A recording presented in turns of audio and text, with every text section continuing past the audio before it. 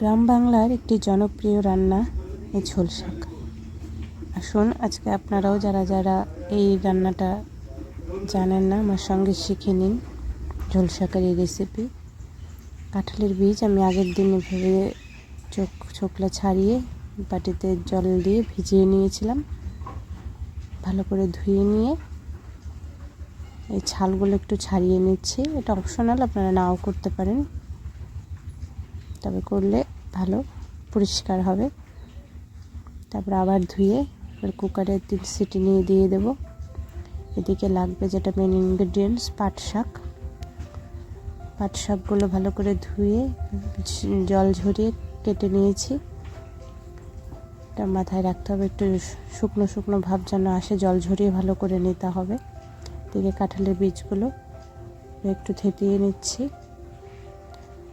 আর এই শাকগুলোকে হালকা তেলে একটু লবণ দিয়ে কড়াইতে ভেজে নিচ্ছি।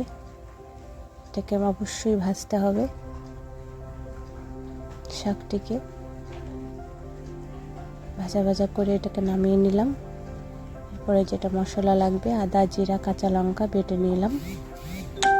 এবার কড়াইতে সর্ষের তেল দিয়ে কালো জিরে ফোড়ন দিয়ে নেব। কটা কাঁচা লঙ্কাও দিয়ে দিচ্ছি। এখনকার লঙ্কায় তেমন ঝাল নেই, তাও বাটাও দিয়েছি, জিরে দিয়েছি।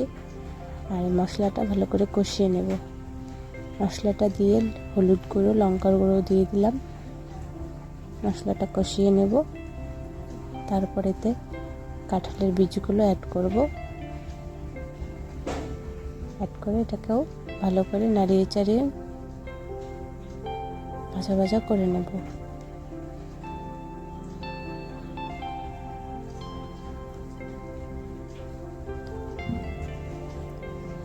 এটা রান্না খেতে কিন্তু খুব সুস্বাদু লাগে, যারা ভালোবাসেন। আমাদের এখানে তো এই সময় সবাই করবেই ঝোল শাক রেসিপি।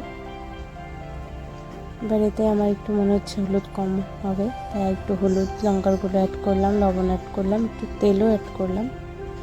এটাকে ভালো করে ভাজা ভাজা করে পরিমাণ মতো জল দিয়ে দেব। জল একটু হালকাই দেবো, এটা একটু মাখা মাখা হবে। গরম মশলা দিয়ে দিলাম, ঝোল ফুটে এসছে।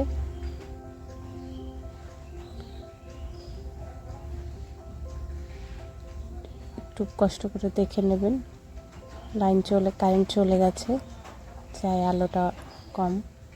একটু চিনি দিয়ে দিলাম। এবার একদম নামানোর আগে ভাজা পাট শাকগুলো এতে দিয়ে সঙ্গে সঙ্গে নামিয়ে নিতে হবে। তাহলেই তৈরি আমাদের এই ঝোল শাক রেসিপি। আপনারাও বানিয়ে ট্রাই করতে পারেন।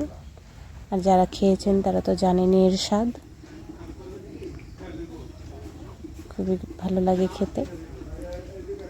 আশা করি ভিডিওটি ভালো লাগছে, পাশে থাকবেন। ধন্যবাদ।